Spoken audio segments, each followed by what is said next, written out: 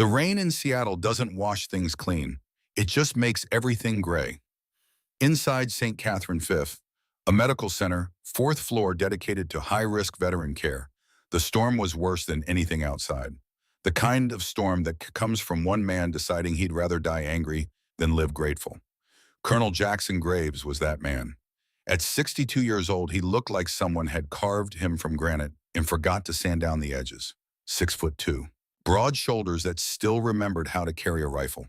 A face that told the story of every battle he'd ever fought, and there had been many. His hair was iron gray, cut military short. His eyes were blue ice that could freeze fire. But it was his leg that was killing him. The shrapnel wound from Iraq 2006 had finally decided to collect its debt. What started as an old ache had turned septic.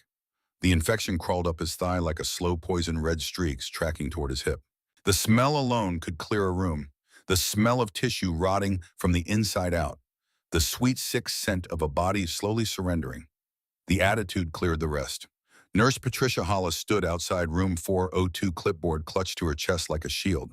She'd worked the VA for 26 years. She'd seen angry vets before. Hell, she'd seen everything before. Men who screamed, men who cried on, men who threw things, men who begged, men who threatened. But Colonel Graves was something different. He was rage-wrapped in military precision. He was pain disguised as pride. And tonight he was on his fifth nurse in 12 hours. The metal tray hit the floor with a sound like a gunshot. Young Nurse Anderson came stumbling out of the room, face-pale, hands shaking. She was 24, fresh out of nursing school, still believed in helping people, still thought compassion could fix anything. 3 minutes with Colonel Graves had cured her of that. I can't. Her voice cracked like thin ice.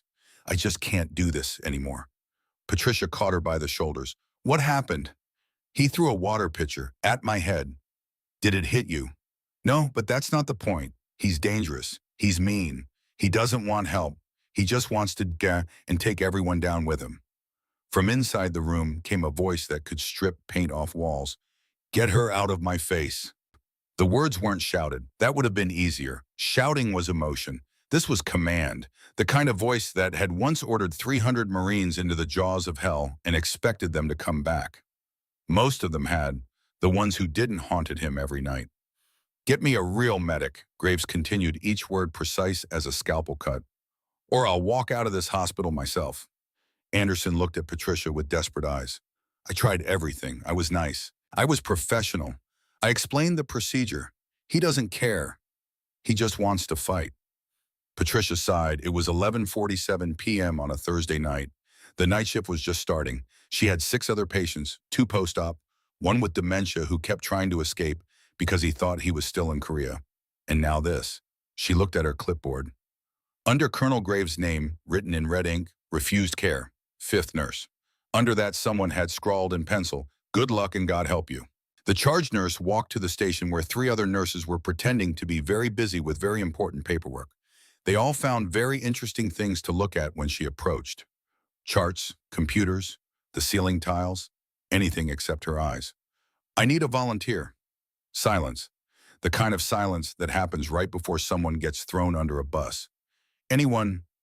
More silence. Someone coughed. Someone else suddenly remembered an urgent task in the supply closet. Then from the far end of the station, a chair scraped back against linoleum. Sarah Brennan stood up. She wasn't the kind of nurse people noticed. 34 years old, dark hair, always pulled back in a severe bun so tight it gave her headaches. Tired eyes that had seen things nurses shouldn't see, things that left permanent shadows. She moved with an economy of motion that suggested military training, but her personnel file said she'd never served. Nobody asked about the discrepancy. Sarah worked the night shift because she preferred the dark. Darkness hid things, made the world smaller, more manageable. She ate lunch alone in her car because she preferred the quiet. Quiet meant she could hear threats approaching. She'd been at St. Catherine for 18 months and nobody knew a single personal thing about her. Not her favorite food, not where she lived, not if she had family. She was a ghost. I'll take him. Patricia blinked. Sarah, honey, you sure this man is... I can handle difficult patients. This isn't difficult. This is impossible. Patricia lowered her voice. He's filed 47 formal complaints in the last 6 months.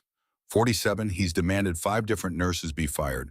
He's accused people of incompetence, negligence, and conspiracy. Tonight alone, he's thrown things at 3 people. He refuses treatment. He refuses medication. He's basically trying to die out of pure stubbornness and spite. Sarah picked up the fresh dressing kit. Her hands were steady. They were always steady. Even when the rest of her was falling apart, her hands stayed steady. Muscle memory from another life. Then I'll make sure he doesn't. Something in her voice made Patricia fuse. It wasn't confidence. Confidence was too loud, too certain. This was something harder. Something that came from a place where confidence didn't matter anymore.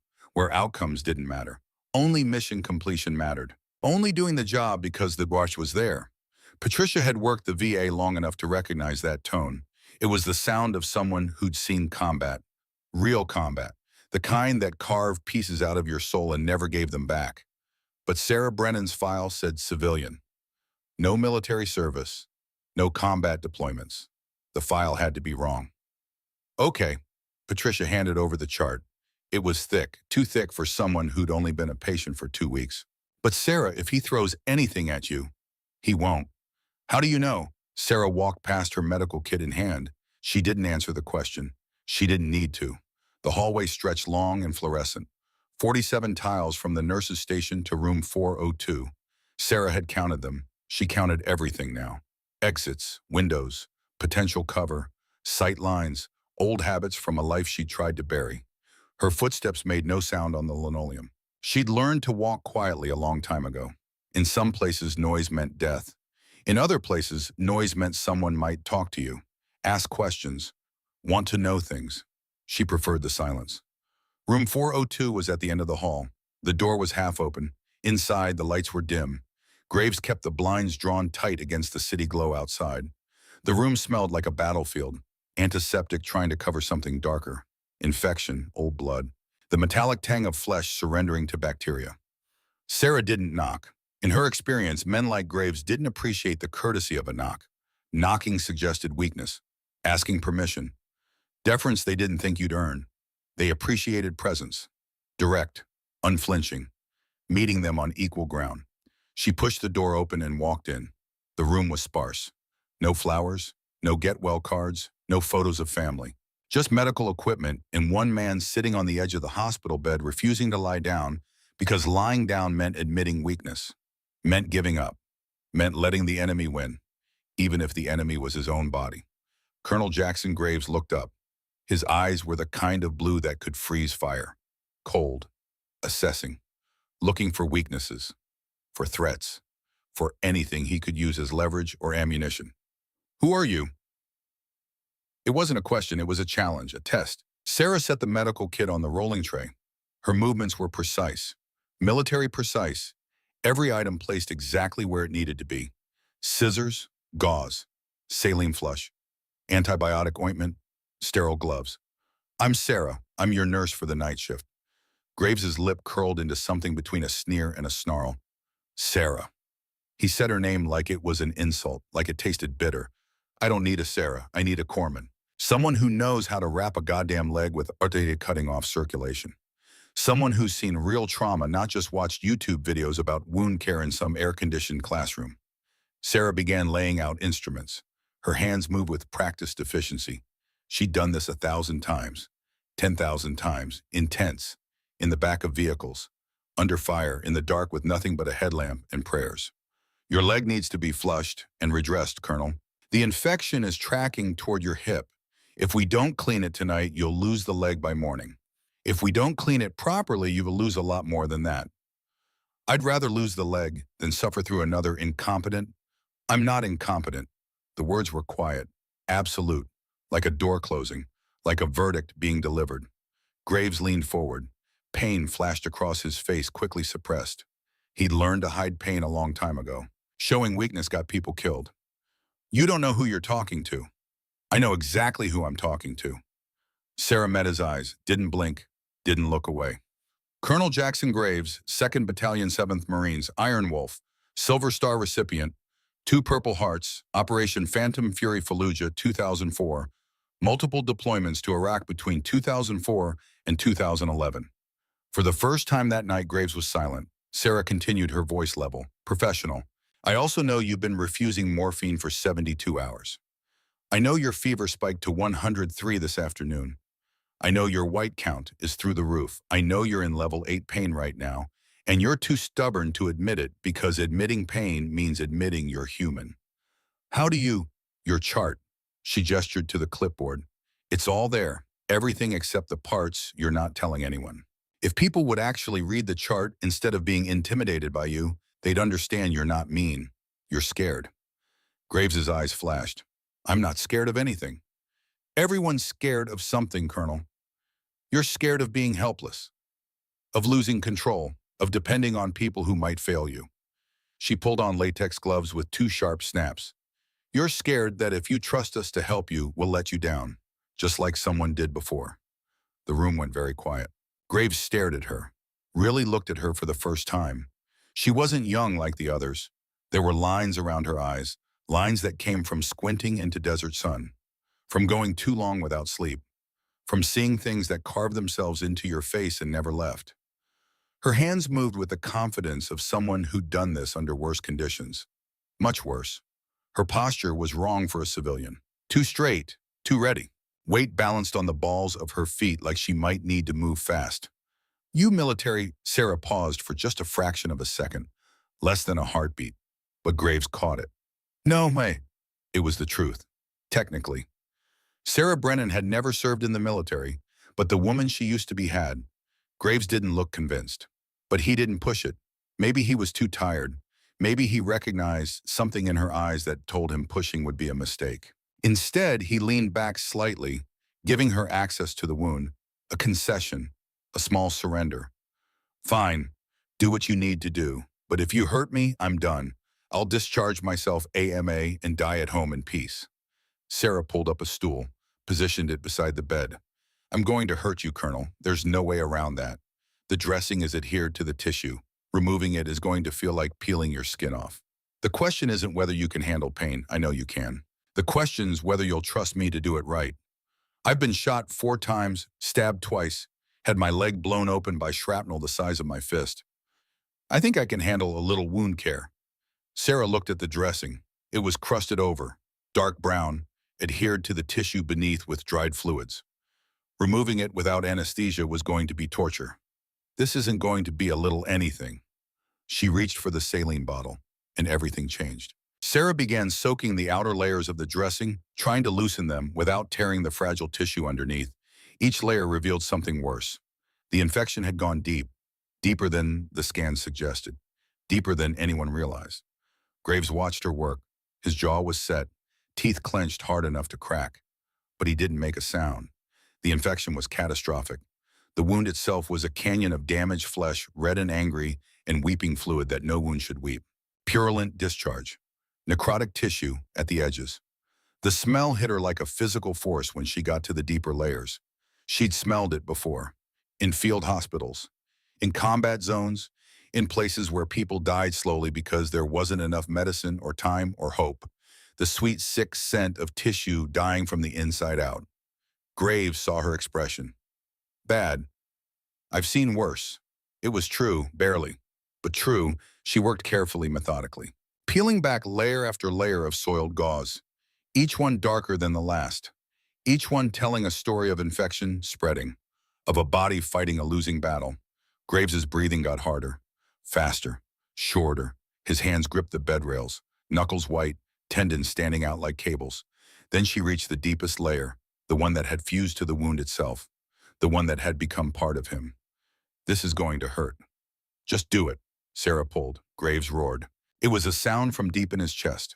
Primal, animal. The sound of a man who'd reached his limit and pushed past it anyway, because stopping meant giving up, and giving up meant dying, and dying meant the enemy won. His hands shot out, blindly seeking something to hold on to, something to anchor him against the pain that was tearing through his leg like fire. His fingers closed around Sarah's forearm. The grip was iron, desperate. His nails dug into her skin through the sleeve of her scrubs, hard enough to bruise. Sarah didn't pull away, couldn't pull away. She kept working with her other hand cleaning the wound, her face a mask of concentration. Professional detachment covering something deeper. Almost there, Colonel. Almost. Graves's grip tightened, his hands shifted. and her sleeve rode up. Just a few inches. Just enough. The tattoo was old. The black ink had faded to a blue-gray, the way tattoos do after years and years in the sun, after years of trying to scrub them away, after years of wishing they would disappear. It sat on the inside of her left forearm, just below the elbow. Simple, stark, unmistakable. A wolf skull. Fierce, snarling. Beneath it, 2 combat knives crossed at the blades. And underneath that, in Gothic script, 2/7 war dogs. And one word more. Ghost. Graves stopped breathing, his eyes locked on the ink. The pain in his leg forgotten. Everything forgotten except that symbol burned into her skin. His fingers loosened on her arm, the grip changing from desperation to something else. Recognition. Horror. Disbelief. Sarah felt the moment he saw it, felt his grip change, felt the weight of his stare. She tried to pull her sleeve down. Too late. Way too late. No. Graves's voice was barely a whisper. Broken. Raw. That's not possible. Sarah yanked her arm back hard, pulled her sleeve down, but the damage was done. Way too late to hide it now. Graves stared at her, through her, like he was seeing a ghost, because he was. Where did you get that ink? Sarah focused on the wound, packed it with fresh gauze. Her hands were steady, but her heart was hammering so hard she thought it might break through her ribs. A shop in San Diego, long time ago, before I knew better. You're lying. I'm treating your wound, Colonel. Hold still. That symbol. Graves tried to sit up, winced at the pain shooting through his leg. That's the 2nd Battalion 7th Marines, the War Dogs. That was my battalion. My command. Sarah taped down the dressing. Professional, efficient, not looking at him. Couldn't look at him. It's just a tattoo, Colonel. Lots of people get military tattoos. And Ghost, his voice was getting stronger, more insistent, commanding. Ghost was the call sign for the corpsmen attached to our unit, 2/7 War Dogs, Iraq, 2010 through 2012. The one who, he stopped. The room went absolutely silent except for the hiss of the oxygen tank in the corner and the beep of the heart monitor and the sound of Sarah's breathing getting faster. Graves stared at the place where the tattoo had been, where her sleeve now covered it. Ghost died, he said finally, his voice shaking. Root Viper, November 2012. 3 corpsmen killed in action. I read the casualty report myself. Corpsman Sarah Mitchell, killed in action. Body not recovered. Sarah stood, stripped off her gloves, threw them in the biohazard bin with more force than necessary. Your dressing has changed. I'll be back in 4 hours to check on it. She turned to leave. Wait. The word was command, the kind of order that expected obedience, the kind of voice that had once commanded 300 men, and they'd followed him into hell because they trusted him. Sarah kept walking. I said, wait, the battlefield voice. The voice that did not accept no for an answer. The voice that expected Marines to snap to attention. Sarah stopped at the door, her hand on the frame. She didn't turn around, couldn't turn around. If she turned around, she might fall apart. Ghost died in Root Viper, Graves said. His voice was shaking now. Not with anger, with something deeper, something that sounded like grief. The IED hit the evac route, took out the lead vehicle. 3 confirmed KIA. The bodies were never recovered, but intel confirmed no survivors. Command ordered me to stand down from rescue operations. Sarah's shoulders tensed. Maybe Ghost wanted it that way. She turned around. The professional mask was gone. Cracked. Shattered. In its place was something raw. Something that had been buried for 12 years and was now clawing its way to the surface like something trying to escape a grave. Maybe Ghost decided that dying was easier than coming home to a world that didn't want her. Graves's face went pale. It's you. Not a question, a realization, an impossibility becoming real. You're her. You're Ghost. I'm nobody, Colonel. The hell you are. Graves tried to stand. Pain shot through his leg and he gasped, fell back onto the bed. You're Corpsman Sarah Mitchell. You saved 17 Marines in Fallujah. You performed a field amputation under mortar fire with nothing but a K-bar and a tourniquet. You stayed with wounded for 3 days in a surrounded position and kept them alive until QRF arrived. I'm nobody. The words echoed off the hospital walls, bounced back, filled the space between them. Sarah's hands were shaking now. All the control, all the discipline, all the carefully constructed walls cracking like ice under pressure. I'm a night shift nurse. I stock supplies. I change dressings. I go home to an empty apartment and try to sleep without dreaming. I'm nobody special, nobody important, just another person trying to survive. Then why do you have the ink? Because I made a mistake. Her voice broke, shattered. I was 20 years old and stupid, and I thought I belonged to something. I thought I was part of a family, a brotherhood, something that mattered. She was crying now, tears streaming down her face, 12 years of buried grief pouring out. And then that something got me and everyone I cared about blown to pieces. It got Corporal Davis killed while I had my hands inside his chest trying to hold his heart together. It got Martinez and Williams killed while we were trapped waiting for a rescue that never came. It got me buried under rubble for 3 days, thinking I was going to die alone in the desert. Graves stared at her, understanding dawning in his eyes like a terrible sunrise. "Root Viper," he whispered. "Don't. You were there, at the forward surgical position. I said don't. You and 2 other corpsmen, Martinez and Williams. We had to pull the convoy back to get reinforcements and you left us." The words exploded out of Sarah like she'd been holding them in for 12 years. Because she had. "Root Viper, November 14th, 2012. You pulled your convoy out. You got on the radio and said you were pulling back. 8 minutes warning. 8. That's all you gave us." She stepped closer to the bed, fury and grief warring in her voice. "Corporal Ryan Davis was on my operating table. 22 years old, sucking chest wound, bleeding out faster than I could work. I needed 20 minutes. Just 20. Long enough to stabilize him.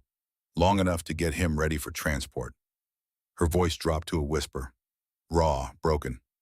"I begged you. I got on the radio, and I begged you for more time. And you said no. You said you were pulling back. And then you left. The radio cut out. You left us to die." "Sarah, don't call me that." She was sobbing now. Full body sobs. "You don't get to call me that. You don't get to act like you know me.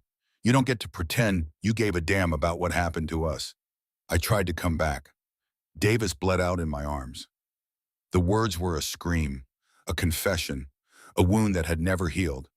He was choking on his own blood, and I couldn't save him. I had my hands inside his chest, and I couldn't stop the bleeding because I didn't have the equipment, because the convoy with the supplies left, because you left. Graves looked like someone had shot him. Sarah kept going. The dam had broken, and everything was pouring out. Martinez and Williams and I were trapped for 3 days. No water, no ammunition, surrounded by enemy combatants who wanted us dead. We watched helicopters fly overhead and thought they were coming for us. She wiped her face with the back of her hand, smearing tears and old makeup. "They weren't. We weren't important enough, weren't worth the risk." Martinez took a round on day 2, bled out while I tried to stop it with nothing but pressure and prayers. Williams bled out on day 3 from wounds he'd been hiding because he didn't want to be a burden. Her voice dropped to barely a whisper. By the time QRF arrived, I was the only one left alive. I was still holding a pressure bandage on Davis's chest. He'd been dead for 48 hours, but I couldn't let go. Couldn't stop trying to save him. The silence in the room was absolute. Graves's face was gray, his hands shaking. "Sarah, I didn't." The casualty report said Corpsman Sarah Mitchell was killed in action, and she was. That person died in the desert. I made sure of it, changed my name legally, changed everything, became someone new, someone who didn't carry those memories. "And why be I am? Because they wanted to give me a medal." Her laugh was bitter, broken. "A Navy Cross, for heroism, for attempting to save lives under impossible circumstances, for staying with my wounded even when it meant my death." She looked at him with eyes that had seen too much. "But I didn't save anyone, Colonel. I watched them all die. I held Davis while he bled out, and I couldn't do a damn thing to stop it. I watched Martinez take his last breath. I listened to Williams apologize for dying. She walked to the door. So I disappeared. I let Sarah Mitchell stay dead. Because that's what heroes do, right? They sacrifice. Well, I sacrificed everything. My name, my career, my identity, my entire life." Sarah stopped at the threshold. "I became a nurse because fixing people is the only thing I know how to do. But I swore I'd never wear a uniform again. Never salute. Never acknowledge that I was ever anything other than a civilian trying to help." She looked back at him one last time. "But then I saw your name on the roster. Colonel Jackson Graves, Iron Wolf, the man who commanded the unit that left me for dead. The man whose decision killed everyone I cared about." Graves looked like he'd been shot, like something vital had been destroyed. "I could have swapped shifts. could have requested a different assignment, could have avoided you entirely. But I walked into this room because I needed to see you. Her voice was cold now, empty. I needed to see the face of the man who destroyed my life. And you know what? You look exactly like I imagined. Old, broken, dying, just like everyone you left behind. Sarah, please. My shift ends at 7 a.m. Someone else will take over your care. You'll never see me again, Colonel. I'll make sure of it. She walked out. The door closed behind her with a soft click. Colonel Jackson Graves sat alone in the dark. His leg was throbbing, the infection spreading, the fever climbing. He would probably lose the leg by morning, just like she'd said. But all he could think about was the tattoo, the wolf skull, the crossed knives, the word ghost, and the woman who wore it, the woman he'd thought was dead, the woman who blamed him for everything, the woman who was right. Sarah made it halfway down the hall before the shaking started. Her legs gave out. She caught herself against the wall, slid down to the floor, knees pulled up to her chest, head down, breathing in gasps. Panic attack. She recognized the symptoms. She'd had enough of them over the years to know the pattern. The hyperventilation, the tunnel vision, the feeling like the walls were closing in. But this was different. This was 12 years of buried trauma trying to claw its way out all at once. She pressed her palms against her eyes, trying to stop the memories. But they came anyway. They always came. The desert. Always the desert. The sky was burning orange with smoke. The air tasted like copper and cordite in fear. Somewhere in the distance, mortars were falling like rain, each explosion shaking the ground, each one closer than the last. The forward surgical position was barely more than a tent. Canvas walls that wouldn't stop a stiff breeze, let alone enemy fire. But it was all they had, all they'd ever had, 3 corpsmen. Sarah Mitchell, age 22. Corpsman Luis Martinez, age 25. Corpsman David Williams, age 31. And 1 patient, Corporal Ryan Davis, 22 years old, same age as Sarah, same hometown. They joked about that during the quiet times, made plans to get coffee when they got home, maybe go to a ball game. He'd taken a round through the chest 3 hours ago. The bullet had missed his heart by 2 inches and his lung by 1. He should have been dead already. But Sarah wouldn't let him die. She had both hands inside his chest cavity, one holding pressure on the bleeding vessel, the other trying to clamp the artery with forceps that weren't designed for field surgery, that weren't designed for anything except maybe removing splinters. Davis's eyes were open, staring at the tent ceiling. His lips were moving, but no sound came out.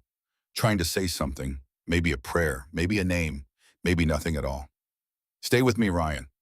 Sarah's voice was steady even though her hands were covered in his blood, slippery, warm, too much blood. "Just stay with me. The evac is coming. Just a few more minutes." Martinez was running another IV line. Williams was prepping the chest tube. They were working in perfect sync, the way they'd been trained, the way they'd practiced 100 times. Outside, the sound of diesel engines. Heavy, powerful. The convoy. Sarah's radio crackled. "Ghost, this is Iron Wolf. We're pulling the convoy back to Rally Point Alpha. You have 8 minutes to prep for evac." Sarah keyed her mic with a bloody hand, left a red smear on the device. "Iron Wolf, I need 20. We have a critical patient. Chest wound. I'm inside his thoracic cavity. I can't move him yet." Static. Then Colonel Graves' voice, tense, urgent. "Ghost, I understand, but we have intel on enemy movement. Heavy force heading your direction. We need to get reinforcements before more static. Worse this time. Breaking up the transmission." Sarah tried again. "Sir, please. Just 20 more minutes. I can stabilize him if I just..." The radio went dead. Complete silence. Martinez looked at her. "Ghost." Sarah tried the frequency again. "Iron Wolf. Do you copy, Iron Wolf?" Nothing. Williams moved to the tent flap, looked out into the darkness beyond the lights. "They're moving out." Sarah's heart stopped. "What?" "The convoy. They're leaving. They can't." Sarah looked down at Davis, at her hands inside his chest. "They can't leave. We need the equipment. We need the blood supply on that convoy." But the sound of the engines was already fading, getting quieter, getting farther away. Martinez keyed his own radio. "Any unit, this is Ghost Team. We need immediate evac. We have critical wounded, multiple casualties." No response, just static. The mortars were getting closer now, each explosion louder than the last. The ground shaking with impact, dirt raining down through gaps in the canvas. Williams was at the entrance now, rifle up, scanning the perimeter. "We've got movement. Northeast quadrant. maybe 200 meters. Sarah forced herself to focus. Davis first, everything else second. She clamped the vessel, sutured it with shaking hands, her fingers slippery with blood. The suture material too thin, not designed for this kind of repair. It held, barely. Chest tube now. Martinez handed her the tube. Sarah inserted it between Davis's ribs. Blood drained into the collection bag.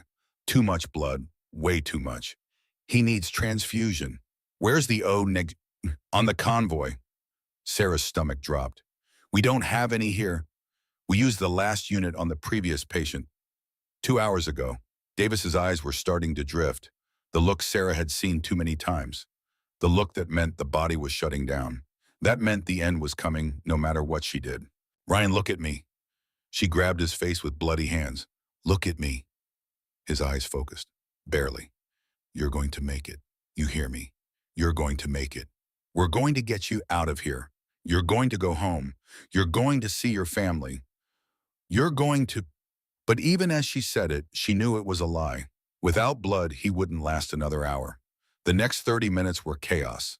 The mortars got closer. One hit 50 meters from the tent. The explosion threw Sarah against the surgical table. Martinez took shrapnel through the shoulder.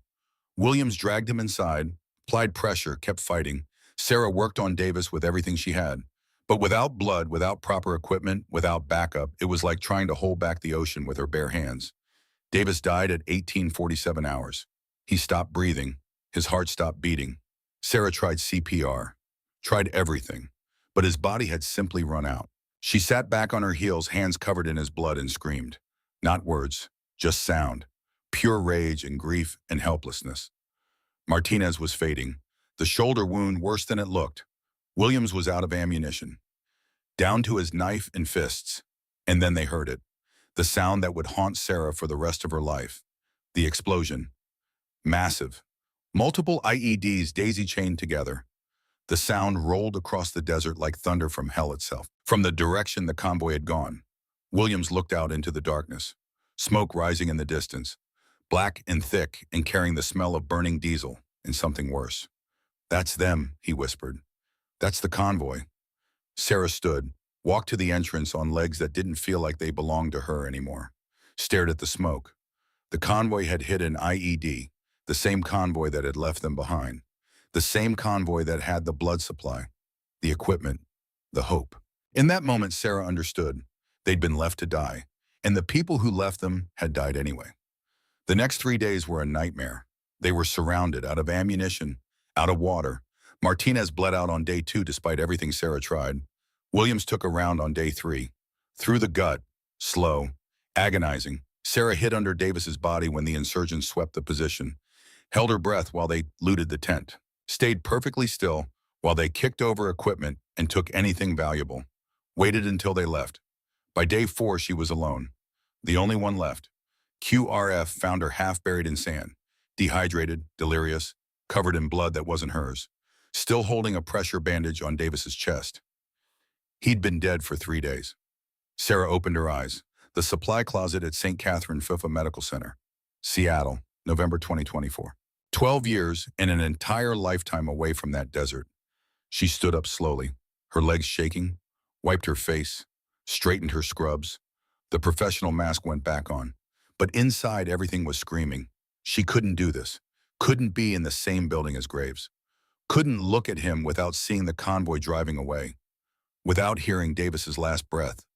Without feeling the weight of Martinez dying in her arms. She pulled out her phone, started to text Patricia. Request a shift change. Say she was sick. Anything. Her phone buzzed first. Text from Patricia. Sarah, Dr. Blake scheduled Graves for emergency amputation. Tomorrow, 2 p.m. Thought you should know. Sarah stared at the message. Amputation. They were going to take his leg. She should feel satisfaction. Should feel like justice was being served. The man who'd left her team to die was now going to lose a piece of himself. But all she felt was tired. So tired, she turned off her phone. Went through the rest of her shift on autopilot. Changed dressings, administered medications, smiled at patients, all while feeling like she was made of glass. Like one more impact would shatter her completely. At 7 a.m. her shift ended. She walked to her car in the gray Seattle dawn, sat behind the wheel. and finally let herself fall apart. In room 402, Colonel Jackson Graves sat in the dark. He hadn't slept. Couldn't sleep.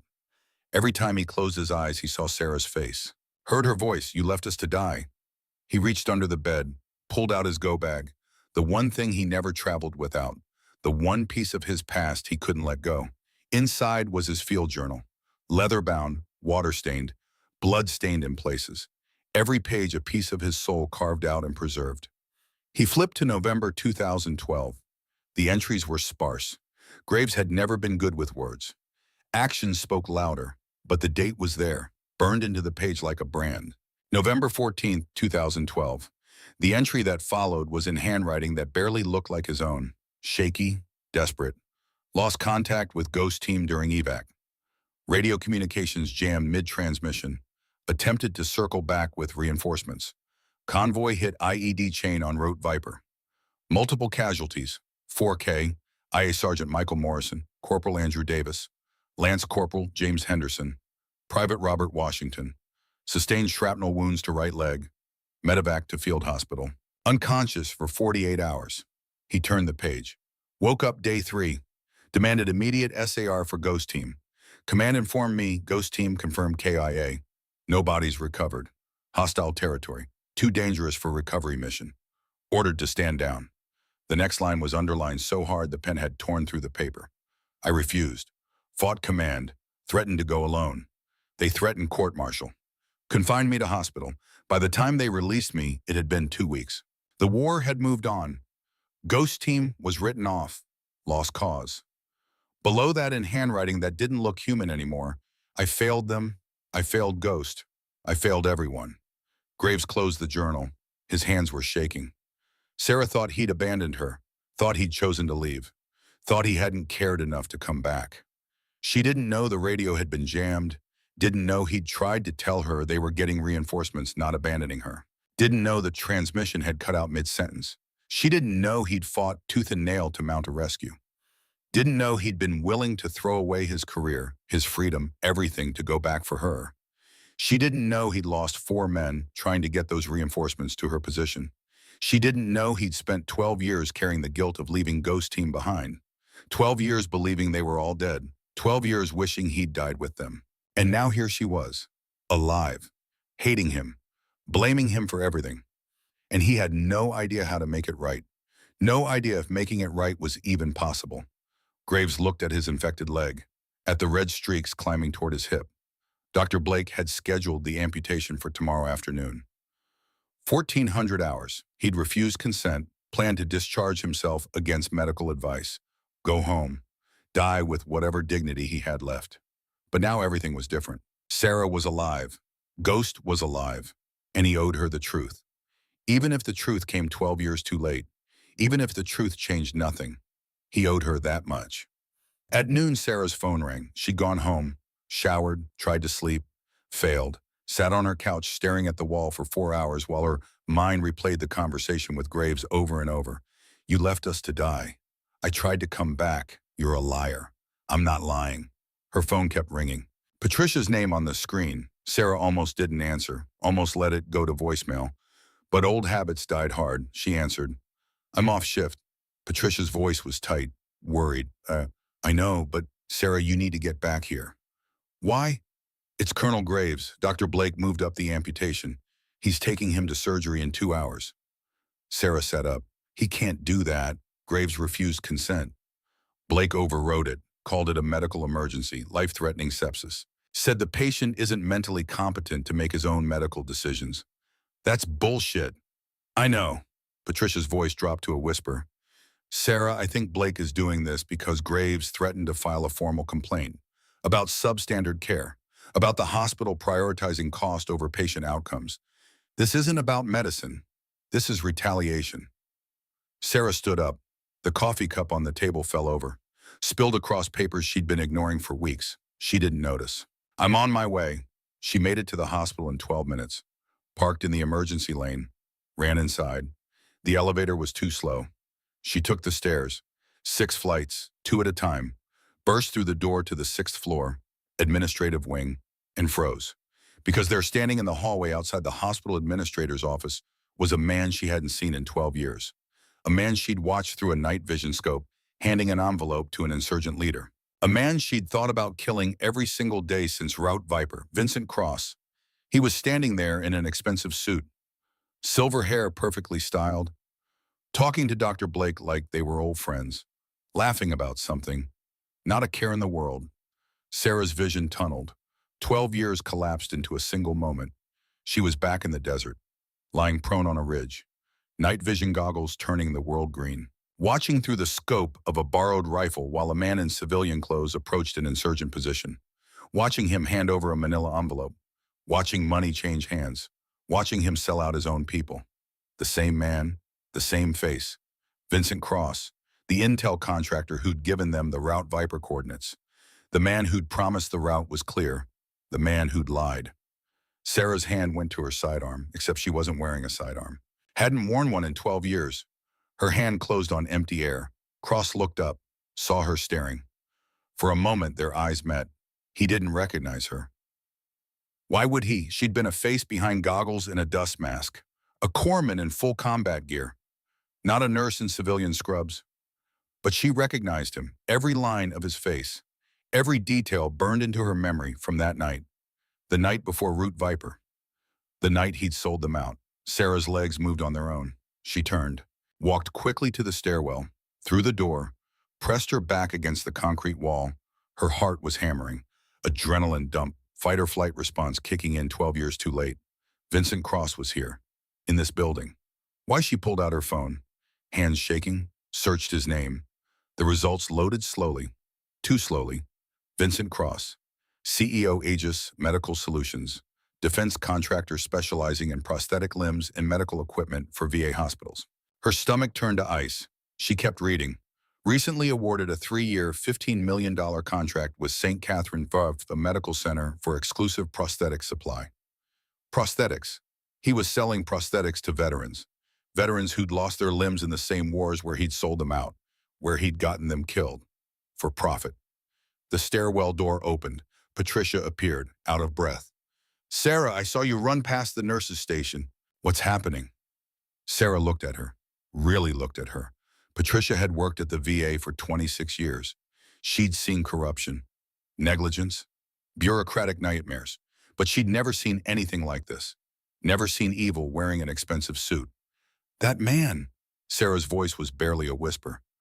The one talking to Dr. Blake, Vincent Cross. What's he doing here? Patricia glanced through the window in the door. Oh, that's the Aegis medical representative. He's here for the final contract signing.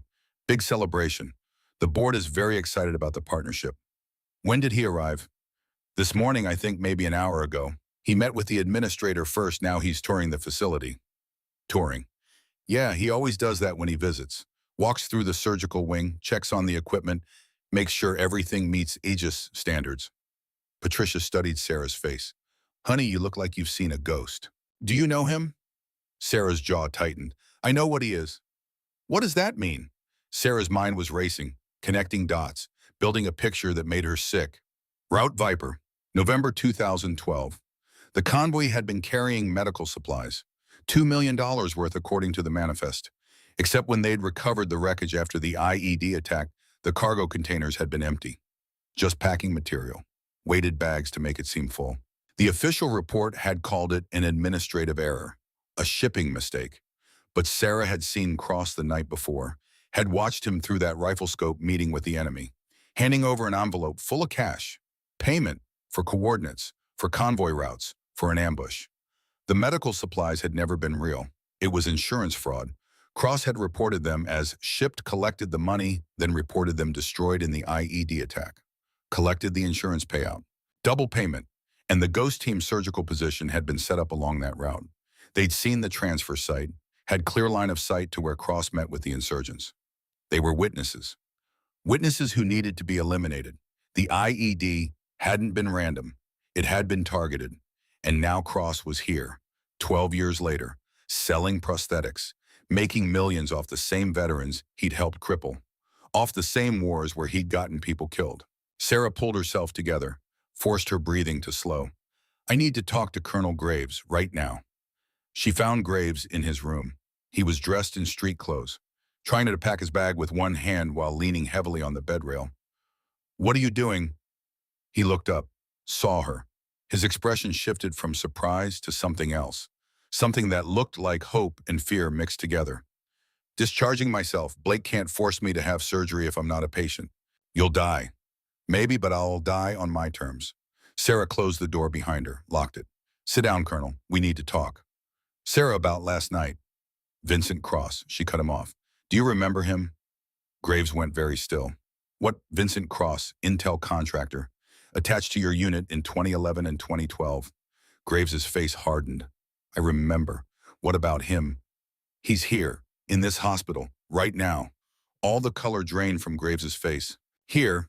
Sarah walked to the bed, pulled out her phone, showed him the search results.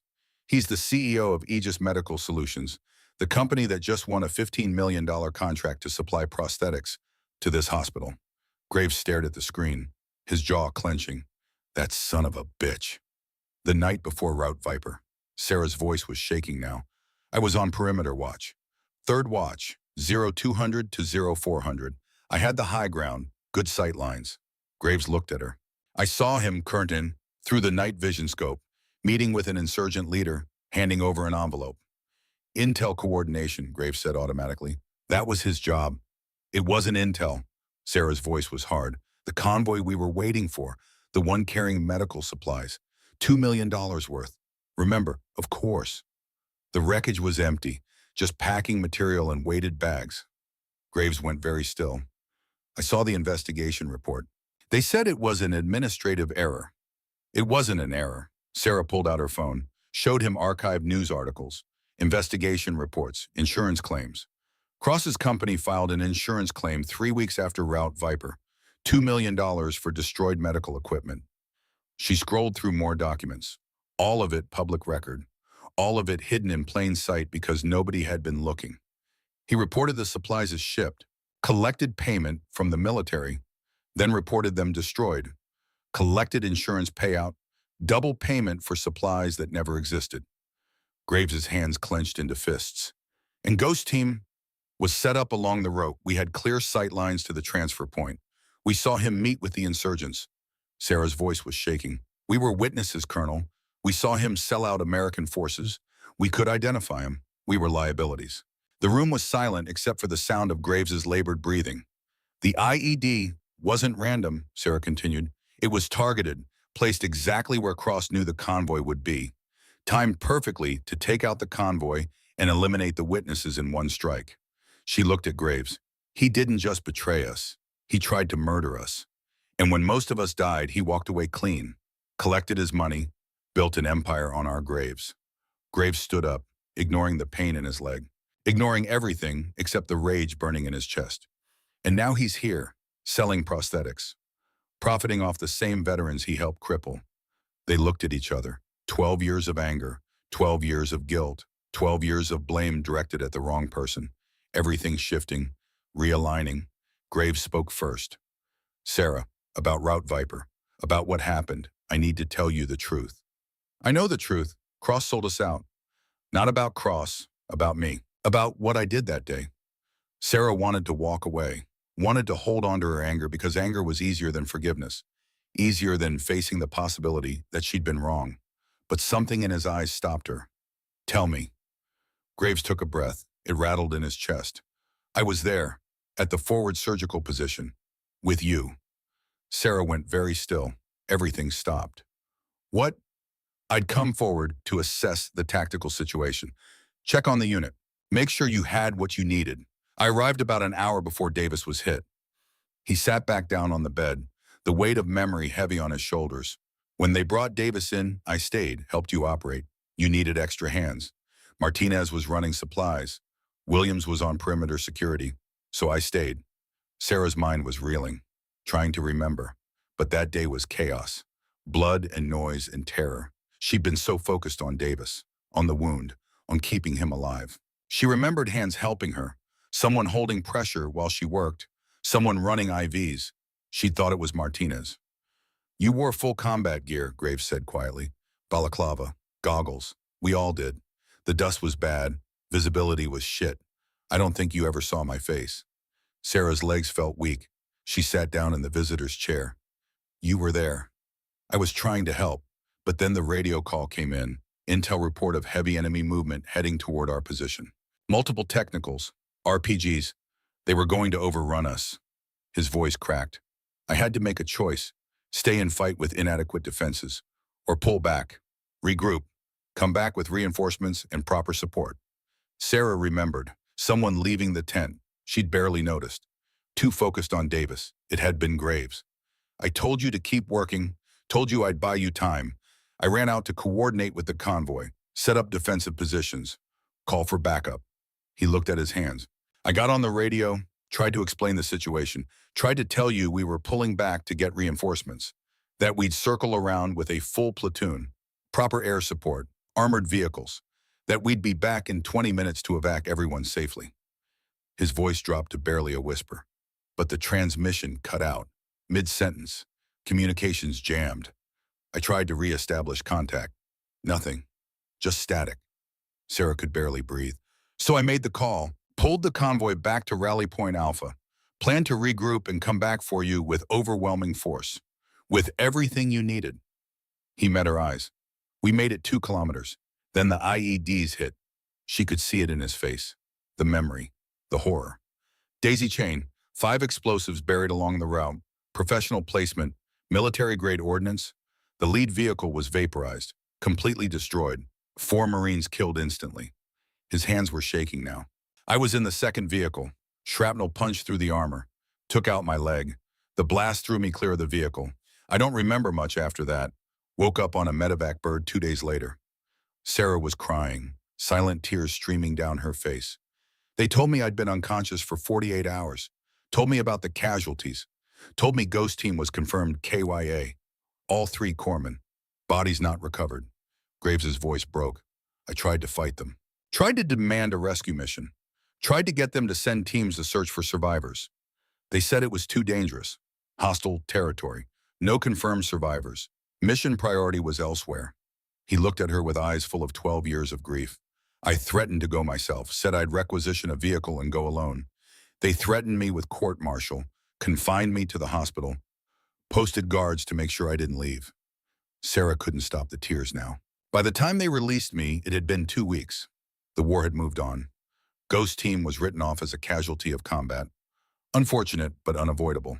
The official report said you died trying to save wounded under fire. Heroes, all of you. His voice was barely audible. For 12 years, I've carried the guilt of leaving you behind. For 12 years, I've believed my decision got you killed. That if I'd just stayed, just fought, just done something different, you'd all still be alive. He looked at her. I'm sorry, I'm so goddamn sorry. I should have fought harder, should have opposed their orders, should have gone back for you no matter the cost. Sarah stood up, walked to the bed, and took his hand. You tried. Her voice was thick with tears. You tried to save us. You got shot trying to get us help. You fought command. You did everything you could. Graves was crying now too, this hard man, this warrior, this colonel who'd led hundreds of men into battle, crying like a child. I failed you. No, Sarah squeezed his hand. You fought for us. That's more than anyone else did, more than command, more than the people who wrote us off, more than the people who decided we weren't worth saving. They sat in silence. 2 soldiers, 2 survivors, 2 people who'd carried the same guilt from opposite sides. Finally, Sarah spoke. Cross. Graves looked up. Vincent Cross sold us out, got your Marines killed, got my team killed, collected millions in insurance fraud, and now he's here, making more millions off the veterans he helped destroy. Her voice hardened. We need to stop him. Graves nodded. How? The same way we stopped Blake from amputating your leg without consent. We gather evidence. We record him. We make him confess. He's not going to confess to anything. He's been getting away with this for 12 years. Sarah pulled out her phone. Then we make him think he's safe, make him comfortable, make him talk. She looked at Graves. You still have contacts, people who can help, Graves thought for a moment, then pulled out his own phone, scrolled through contacts, found a name, Sergeant Wade Thompson. My former XO, he lost his eye and wrote Viper. He's been investigating Cross for years, building a case, but he doesn't have enough evidence. What does he need? Concrete proof, confession, financial records, something that will hold up in court. Sarah's mind was already working, planning, the way she'd been trained. Call him. Graves hit dial. The phone rang 3 times. Then a gruff voice answered. Thompson. Sergeant, it's Colonel Graves. A pause. Sir Jesus, I thought you were dead. Heard you were in the hospital. Septic infection? Still alive. Still fighting. Graves looked at Sarah. And I have someone here you need to meet. Who? Graves handed the phone to Sarah. She took a breath. Sergeant Thompson. This is Corpsman Sarah Mitchell. The silence on the other end lasted so long Sarah thought the call had dropped. Then Ghost. Yeah, it's me. Holy shit. Thompson's voice was shaking. We thought you were KIA, Route Viper, the whole team. I survived, barely, but I'm here, and I need your help. Anything. Vincent Cross, you've been investigating him. For 8 years, that bastard's been running the same scam all over the Middle East. Route Viper was just one operation. I've found evidence of at least 12 similar incidents. Fake supply shipments, insurance fraud, but I can't prove he's directly responsible. Can't tie him to the attacks. Sarah's grip tightened on the phone. I can. I saw him the night before Route Viper. Meeting with insurgent leaders, handing over cash. Thompson's breathing got faster. You're a witness. I'm the only witness who survived. Sarah. Thompson's voice was urgent now. Where is Cross? Here, street. Catherine Fifth, a medical center in Seattle. He's finalizing a prosthetics contract. I'm in Tacoma. I can be there in 40 minutes. Sergeant, that son of a bitch killed my Marines, took my eye. He's been walking free for 12 years, making millions off our brothers' graves. Thompson's voice was steel. You just gave me a witness. I'm coming. He hung up. Sarah looked at Graves. We have 40 minutes to figure out how to make Cross confess. Continuing to part 3 due to length. Daniel, 43 minutes later, Sergeant Wade Thompson walked through the main entrance of St. Catherine Fifth, a medical center. He was 45 years old, built like a linebacker who'd never stopped training. The right side of his face was scarred from shrapnel spiderwebbing from temple to jaw. Where his right eye should have been was a glass prosthetic that didn't quite match the real one. He found room 402, stopped in the doorway when he saw Sarah. She stood up. For a long moment, they just stared at each other. 12 years. An entire war, a lifetime of grief and guilt between them. Then Thompson crossed the room in 3 strides and pulled her into a hug that lifted her off the ground. I knew it, he said into her hair, his voice thick. I knew you were too stubborn to die. Sarah hugged him back.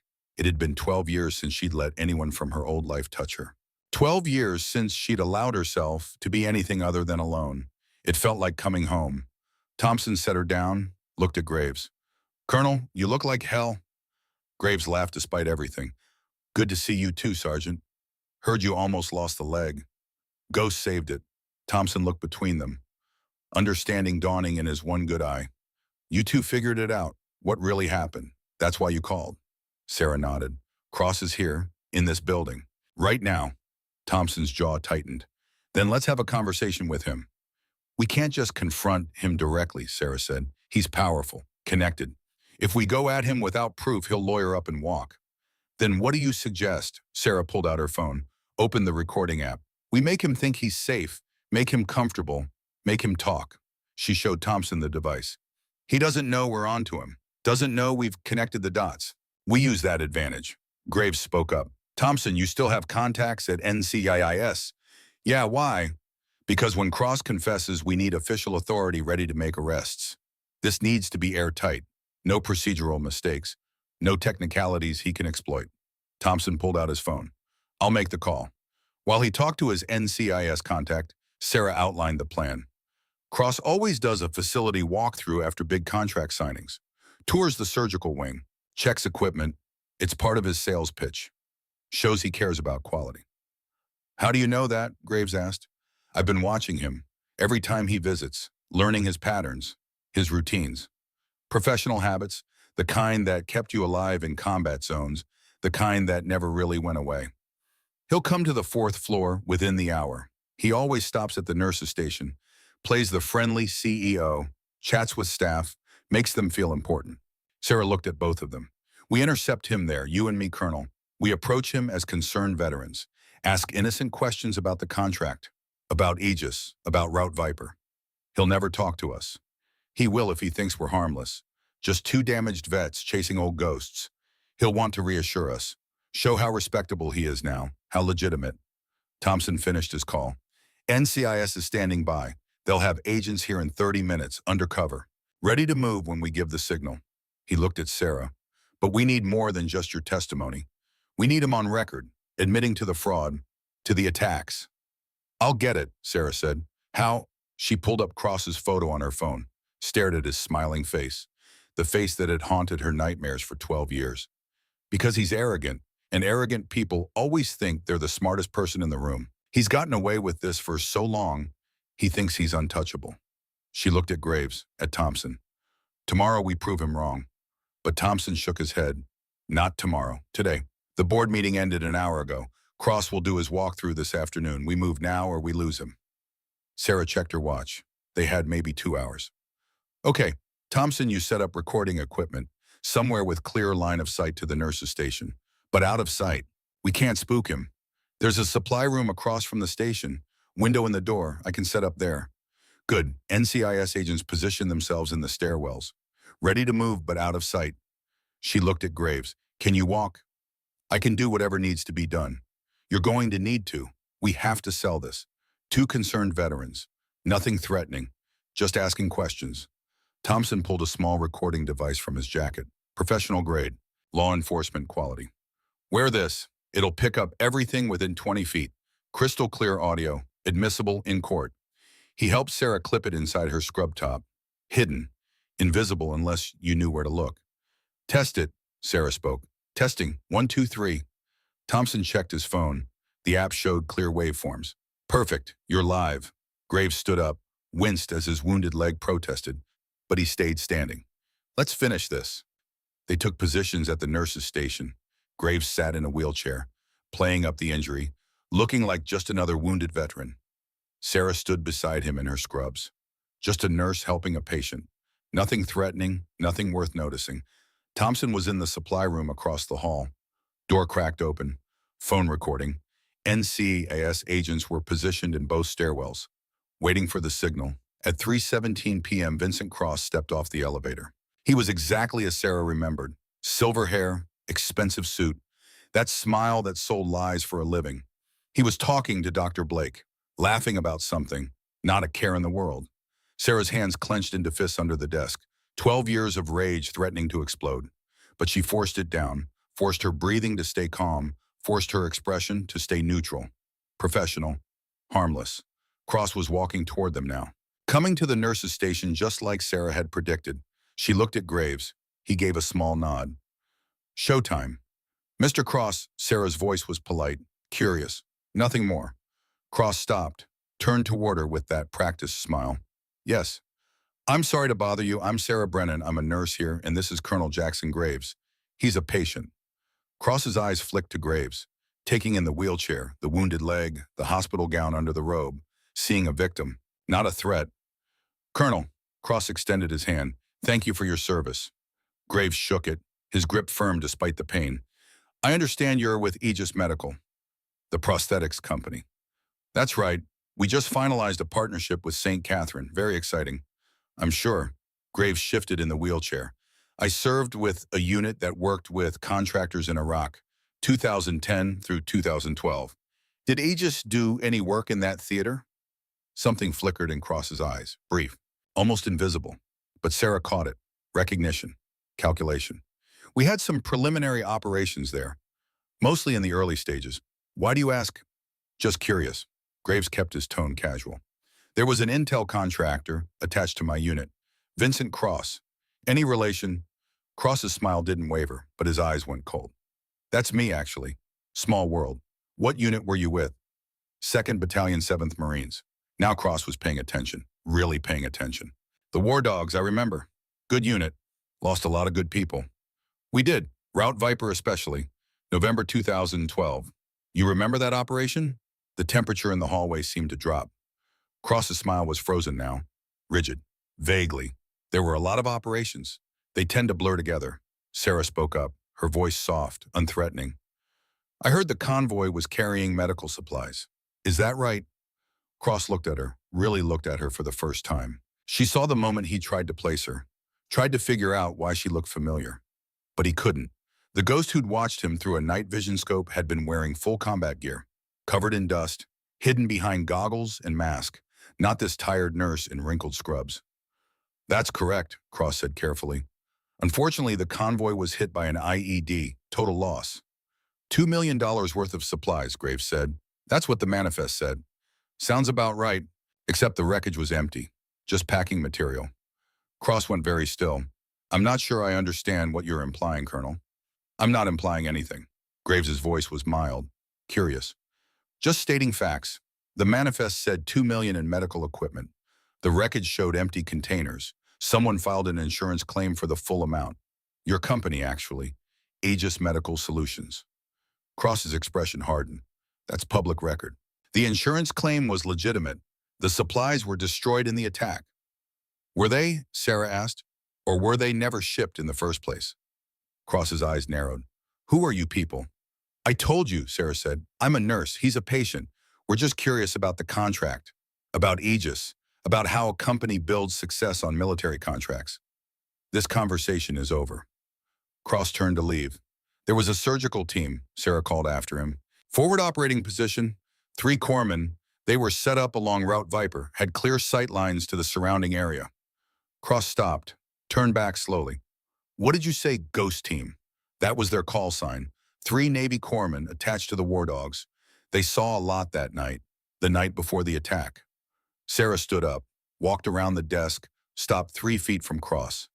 They saw an intel contractor meeting with insurgent leaders, saw him hand over an envelope full of cash, saw him sell out American forces. Cross's face went white. That's a serious accusation and completely baseless. Is it? Sarah pulled out her phone, showed him a photo, night vision image, grainy, but clear enough. Cross in profile, handing something to a man in local dress. Where did you get that? His voice was shaking now. Ghost team took photos, documented everything, standard operating procedure for suspicious activity. She hadn't. She'd been on watch, no camera, just her memory burned into her brain like a brand. But Cross didn't know that. Those corpsmen died in Route Viper, Cross said. All 3 of them.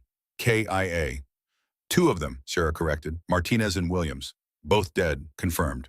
She stepped closer. But the 3rd one survived. Cross's eyes widened. No, that's impossible. The casualty report said Corpsman Sarah Mitchell was killed in action. Body not recovered. Sarah rolled up her sleeve. Showed him the tattoo, the wolf skull, the crossed knives, 2 7ths War Dogs. Ghost. Hi, Vincent. Remember me? Cross stumbled backward. His face wasn't white anymore. It was gray. You're dead. You're supposed to be dead. Lots of people are supposed to be dead because of you, but I'm not one of them. Cross looked around, suddenly realizing how exposed he was, how trapped. His hand moved toward his jacket. Sarah saw it, recognized the motion. Years of combat training, screaming warnings. Don't! But Cross was already pulling out a gun. Small, concealed carry, the kind contractors kept for emergencies. He pointed it at Sarah. Give me your phone, and any other recording devices. Now. There are cameras in this hallway, Sarah said, her voice calm, steady. I'll claim self-defense. 2 unstable veterans threatening me. I felt my life was in danger. Sergeant Thompson, Graves shouted. Nothing happened. Cross smiled, cold, vicious. Your backup isn't coming. I saw the van in the parking garage. Had my security team detain them 20 minutes ago. Sarah's stomach dropped. Thompson was captured. The NCIS agents were probably with him.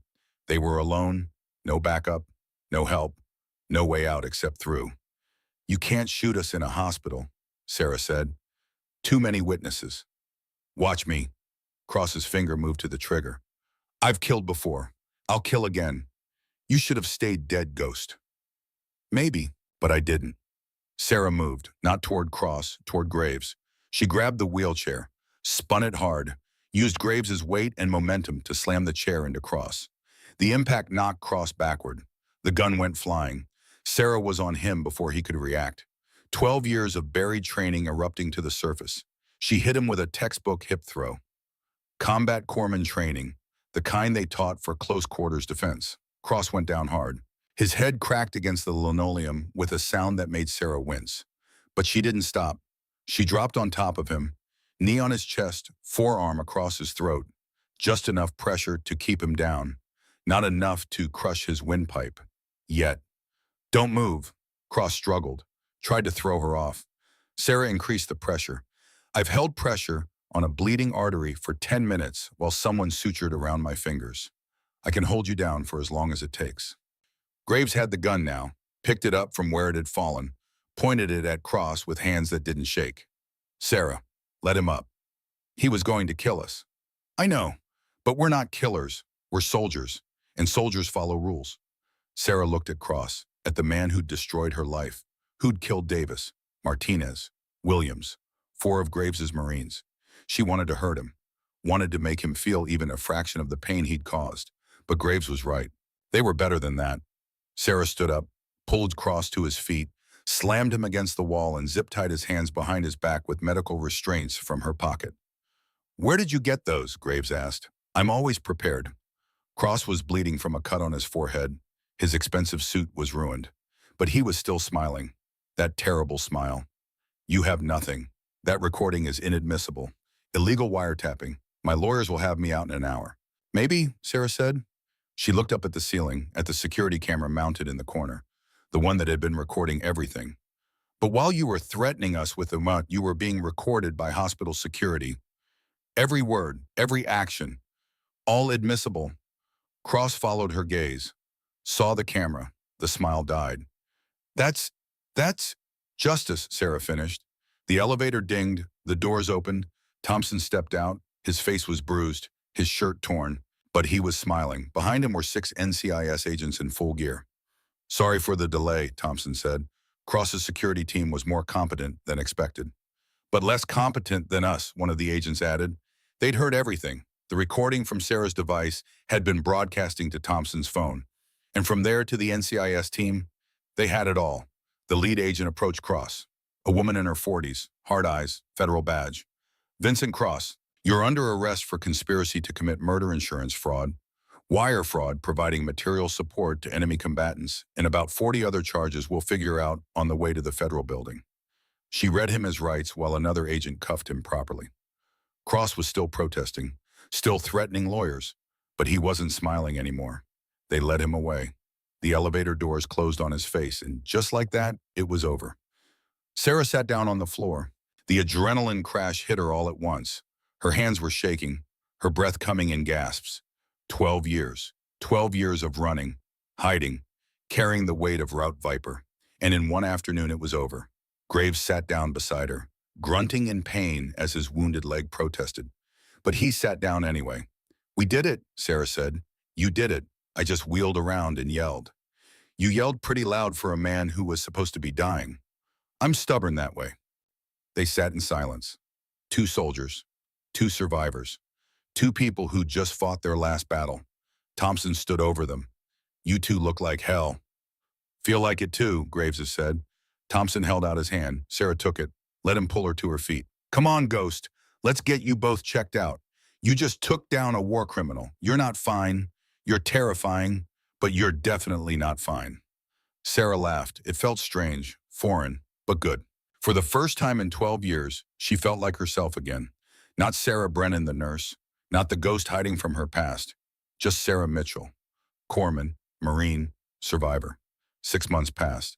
Spring came to Seattle. The rain turned warmer. The sky stayed gray, but somehow it felt less oppressive.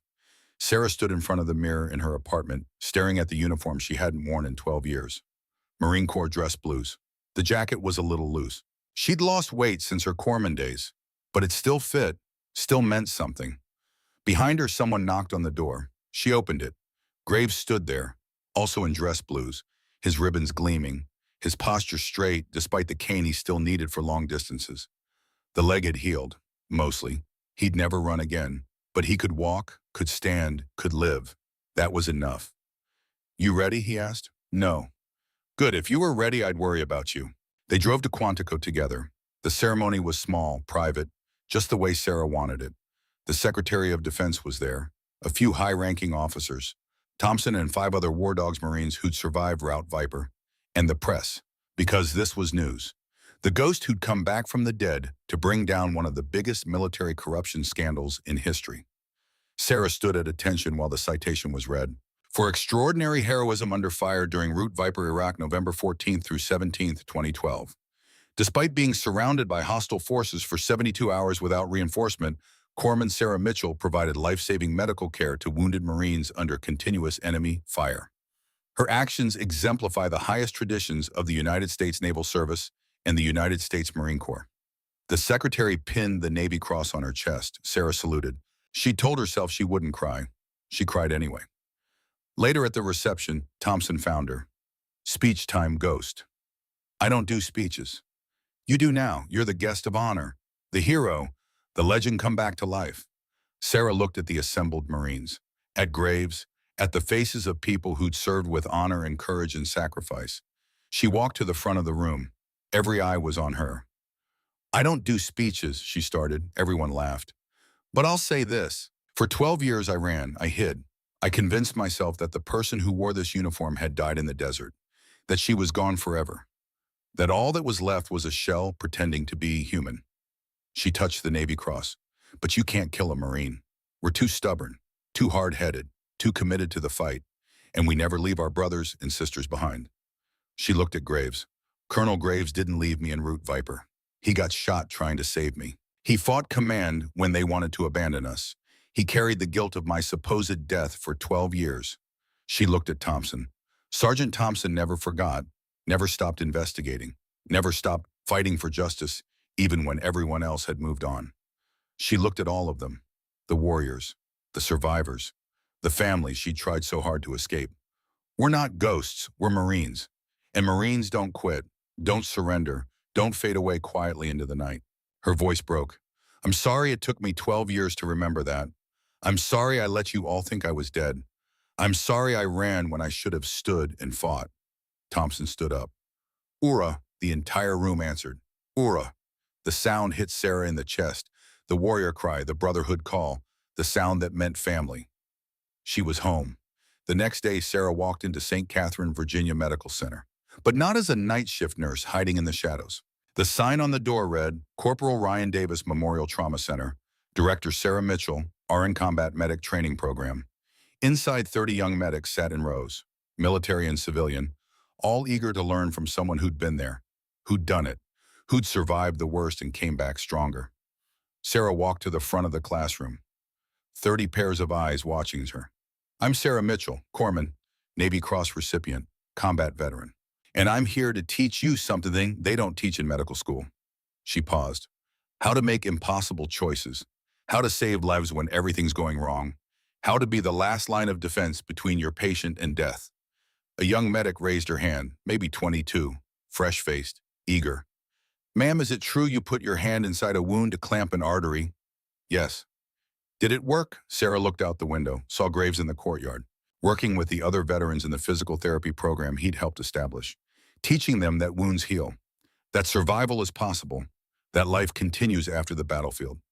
Yes, Sarah said, it worked. After class, Sarah drove to Arlington National Cemetery, Section 60, where the recent war dead rest. She found the grave easily. She'd been here 100 times in her mind, 1,000 times in her dreams. Corporal Ryan Davis. Ryan, born April 15, 1990, died November 14, 2012, Iraq. Greater love hath no man than this, that a man lay down his life for his friends. Sarah knelt down, placed the Navy Cross on the headstone. I'm sorry, Davis. I'm sorry I couldn't save you. She touched the cold marble. But I saved someone else in your name, Colonel Graves. He's alive because of what you taught me, because I learned from you, from your courage, from your sacrifice. Tears ran down her face. And I exposed the man who killed you, Vincent Cross. He's going to spend the rest of his life in prison. He'll never hurt another Marine, never betray another unit, never profit off our pain again. She stayed there a long time, just sitting, talking to a ghost. Finally, she heard footsteps behind her. Graves appeared, leaning on his cane, moving carefully on the healing leg. He didn't say anything, just sat down beside her on the grass. They sat together in silence. Two survivors, two warriors, two people who'd found their way home through blood and fire and 12 years of grief. I'm opening a training center, Graves has said finally. Full-time, combat medic skills for first responders, EMTs, civilian medical personnel, teaching them what we learned the hard way. Sarah looked at him. You need a partner. Always. I don't know anything about running a business. Neither do I. That's why it'll be interesting. Sarah shook her head, a small smile playing at her lips. You're insane. Maybe, but I'm alive, and that's more than I expected 6 months ago.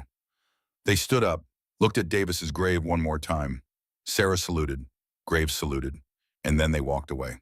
Together, 3 months later. The VFW Hall in Seattle was packed beyond capacity.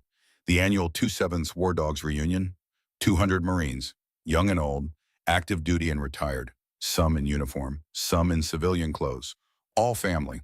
Sarah stood outside the door. She was wearing jeans and a leather jacket, civilian clothes. But over her shoulder hung her old combat pack, the one with the unit patch still sewn on, the one she'd kept all these years even when she was trying to forget. Thompson found her. You coming in, or you gonna stand out here all night freezing your ass off? Working up to it. Ghost, you faced down a war criminal at gunpoint in a hospital hallway. You testified before Congress.